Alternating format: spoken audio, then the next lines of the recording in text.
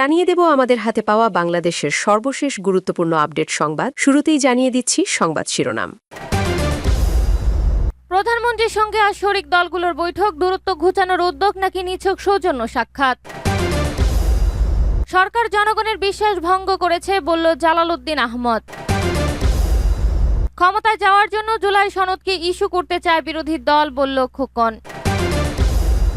বিদেশে পালিয়ে যাওয়া গোষ্ঠী জুলাই বিপ্লবকে কলঙ্কিত করতে সক্রিয় বলল সাদিক কায়েম। সরকার বিদ্যুৎ না দিয়ে জনগণের হাতে হারিকেন ধরিয়ে দিয়েছে বলল হাসনাত আব্দুল্লাহ। এবং সর্বশেষ জানিয়ে দেব একলা চলো নীতি বিএনপির ভবিষ্যৎ ঝুঁকির সংখ্যা শরিকদের। শিরোনাম শুনছিলেন, এবার বিস্তারিত। প্রধানমন্ত্রীর সঙ্গে আজ শরিক দলগুলোর বৈঠক, দূরত্ব ঘুচানোর উদ্যোগ নাকি নিছক সৌজন্য সাক্ষাৎ? নতুন সরকার গঠনের 5 মাস পর যুগপৎ আন্দোলনে শরিক রাজনৈতিক দলগুলোর সঙ্গে সম্পর্ক ও সমন্বয় জোরদারে আনুষ্ঠানিক উদ্যোগ নিয়েছে প্রধানমন্ত্রী ও বিএনপি চেয়ারম্যান তারেক রহমান। আজ 20 জুলাই সন্ধ্যা 7:30টায় রাষ্ট্রীয় অতিথি ভবন যমুনায় প্রায় 40টি রাজনৈতিক দলের শীর্ষ নেতাদের নিয়ে এই বৈঠক অনুষ্ঠিত হতে যাচ্ছে। বিএনপির মিডিয়া সেলের সদস্য সাইরুল কবির খান জানিয়েছেন, এই বৈঠকে অংশ নেওয়ার জন্য শরিক দলগুলোর প্রায় 1.5 শতাধিক নেতাকে আমন্ত্রণ জানানো হয়েছে। দলীয় সূত্রে জানা গেছে, যুগপৎ আন্দোলনের সহযোগী দলগুলোর সঙ্গে যোগাযোগ আরও জোরদার করা এবং সরকারের কর্মকাণ্ড সম্পর্কে তাদের সরাসরি অবহিত করা এই বৈঠকের অন্যতম উদ্দেশ্য। পাশাপাশি শরিকদের মতামতগুলো ভবিষ্যৎ কর্মপরিকল্পনায় বিবেচনায় নেওয়ার আশ্বাসও বৈঠকে দেওয়া হতে পারে। তবে সরকারের বিগত কয়েক মাসের কর্মকাণ্ড ও পূর্ব প্রতিশ্রুতি বাস্তবায়ন নিয়ে শরিকদের এক অংশের মধ্যে কিছুটা দূরত্ব তৈরি হওয়ায় এই বৈঠকটি নিছক সৌজন্য সাক্ষাৎ নাকি রাজনৈতিক নতুন সমীকরণের সূচনা, তা নিয়ে অনেকের কৌতূহল আছে। পাশাপাশি এই বৈঠক থেকে প্রধানমন্ত্রী শরিকদের কি বার্তা দেবেন সেটি নিয়েও দলগুলোর মধ্যে রয়েছে ব্যাপক আগ্রহ। বিএনপির অন্যতম শরিক দল বিপ্লবী ওয়ার্কার্স পার্টির সাধারণ সম্পাদক সাইফুল হক বলেন, দাওয়াত পত্রের শুভেচ্ছা বিনিময় ও সৌজন্য সাক্ষাতের কথা উল্লেখ করা হয়েছে। টুকটাক আলোচনা হয়তো হবে, প্রতিটি দল থেকে 5 জন করে আমন্ত্রণ জানানো হলে বিরাট সংখ্যক লোক হবে। ফলে এই ধরনের বড় বৈঠকে সিরিয়াস রাজনৈতিক আলোচনার সুযোগ খুব একটা থাকে না। তারপরও আমার ধারণা কিছু আলাপ আলোচনা তো হবে। সরকার জনগণের বিশ্বাস ভঙ্গ করেছে বলল জালালউদ্দিন আহমদ। সরকার জনগণের বিশ্বাস ভঙ্গ করেছে বলে মন্তব্য করেছেন বাংলাদেশ খেলাফত মজলিসের বিকেএম মহাসচিব মাওলানা জালালউদ্দিন আহমদ। তিনি বলেছেন, গণভোটের মাধ্যমে যে জনরায় প্রকাশ হয়েছে, সরকার তা অমান্য করে জনগণের বিশ্বাস ভঙ্গ করেছে। জনগণের প্রত্যাশিত রাষ্ট্র সংস্কার, জবাবদিহিমূলক শাসন ব্যবস্থা ও জুলাই সনদ বাস্তবায়নের পরিবর্তে সরকার জন আকাঙ্ক্ষার বিপক্ষে অবস্থান নিয়েছে। সরকারের প্রতি বিশেষ আহ্বান জানিয়ে বিকেএম মহাসচিব বলেন, দ্রব্যমূল্যের ঊর্ধ্বগতি, আইন শৃঙ্খলা পরিস্থিতির অবনতি, দুর্নীতি ও জনদুর্ভোগে মানুষ আজ চরমভাবে অতিষ্ঠ। জনগণের ভোটাধিকার, ন্যায় বিচার ও সুশাসন নিশ্চিত করতে সরকারকে অবিলম্বে কার্যকর পদক্ষেপ নিতে হবে। তিনি আরো বলেন, সংগঠনকে শক্তিশালী ও গতিশীল করতে নিয়মিত, পরিকল্পিত ও ধারাবাহিক সাংগঠনিক কার্যক্রম পরিচালনার কোনো বিকল্প নেই। তৃণমূল পর্যায়ে সংগঠনের ভিত্তি সুদৃঢ় করতে দায়িত্বশীলদের ঐক্য, আন্তরিকতা ও নিষ্ঠার সঙ্গে কাজ করতে হবে।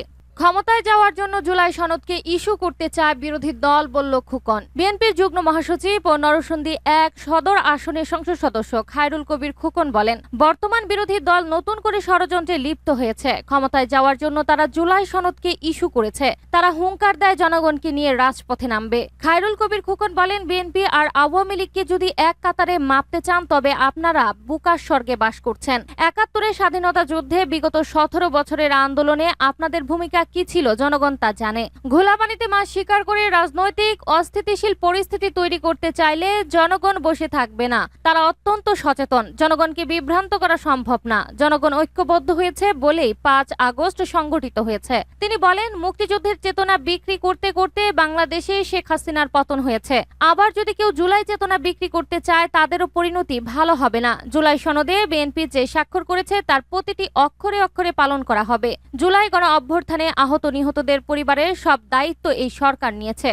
বিদেশে পালিয়ে যাওয়া গোষ্ঠী জুলাই বিপ্লবকে কলঙ্কিত করতে সক্রিয় বলল সাদিক কায়েম। ঢাকা বিশ্ববিদ্যালয় কেন্দ্রীয় ছাত্র সংসদের ডাকসুর সহসভাপতি ভিপি সাদিক কায়েম বলেছেন, স্বৈরাচারী শাসনের পতনের পর দেশ ছেড়ে পালিয়ে যাওয়া একটি গোষ্ঠী বিদেশে বসে আত্মসাৎ করা অর্থ ব্যবহার করে জুলাই বিপ্লবকে কলঙ্কিত করার অপচেষ্টা চালাচ্ছে। তারা পরিকল্পিতভাবে জুলাইয়ের বীরদের ভিলেন হিসেবে উপস্থাপন করতে নানা ধরনের অপপ্রচার চালাচ্ছে। সাদিক কায়েম বলেন, যারা অপপ্রচার চালাচ্ছেন তারা মনে করেছেন এভাবে মানুষকে অতীতের ঘটনাগুলো ভুলিয়ে দেওয়া যাবে, কিন্তু গত ১.৫ দশকে সংঘটিত হত্যা, গুম, মানবাধিকার লঙ্ঘন, রাষ্ট্রীয় সম্পদ লুণ্ঠন এবং মানবতার বিরুদ্ধে অপরাধের স্মৃতি দেশের মানুষ কখনো ভুলবে না।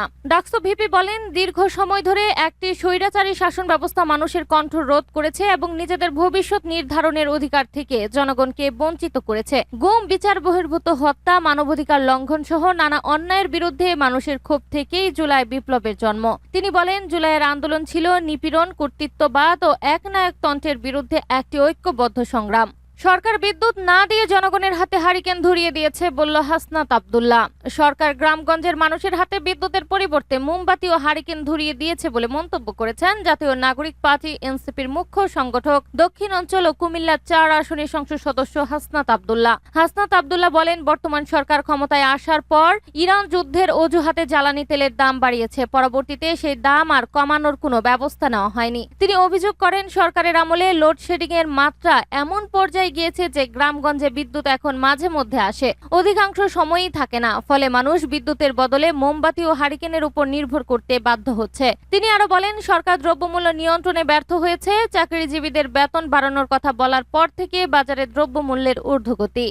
একলা চলো নীতি, বিএনপির ভবিষ্যৎ ঝুঁকির শঙ্কা শরিকদের। রাজনৈতিক পট পরিবর্তনের পর দীর্ঘদিনের মিত্র ও সমমনা দলগুলোকে পাশ কাটিয়ে রাষ্ট্র পরিচালনায় বিএনপি একক কর্তৃত্ব প্রতিষ্ঠা বা একলা চলো নীতি অবলম্বন করেছে বলে অভিযোগ তুলেছে নির্বাচনের আগে যুগপৎ আন্দোলনে অংশ নেওয়া জোটের বিভিন্ন শরিক দলের নেতারা। সাম্প্রতিক সময়ে সরকারের নীতি নির্ধারণী সিদ্ধান্ত, প্রশাসনের গুরুত্বপূর্ণ পদের রদবদল এবং আসন্ন স্থানীয় সরকার নির্বাচনের প্রস্তুতিতে জোটের শরিকদের উপেক্ষা করা হচ্ছে বলে তাদের অভিযোগ। এর মধ্যে দিয়ে দলটির একলা চলো নীতি বা কৌশলগত অবস্থান স্পষ্ট হয়ে উঠেছে বলে মনে করছেন তারা। দীর্ঘদিনের মিত্র দলগুলোর নেতাকর্মীরা জানান, ক্ষমতাচ্যুত আওয়ামী লীগ সরকারের বিরুদ্ধে আন্দোলনে বিএনপির সঙ্গে কাঁধে কাঁধ মিলিয়ে লড়াই করেছিল যুগপৎ আন্দোলনের শরিক গণতন্ত্র মঞ্চ ও 12 দলীয় জোট সহ বেশ কিছু সমমনা রাজনৈতিক দল। তবে ক্ষমতা গ্রহণের পর থেকে চেহারা পাল্টাতে শুরু করেছে ফ্যাসিবাদ বিরোধী আন্দোলনের নেতৃত্বে দেওয়া দলটি। তারা হয়তো মনে করছে এই মুহূর্তে দেশে তাদের জনপ্রিয়তায় এককভাবে সরকার গঠনের জন্য যথেষ্ট ছিল, যার ফলে অন্য কোনো দলকে ক্ষমতার ভাগ দেওয়ার প্রয়োজনীয়তা তারা অনুভব করছে না।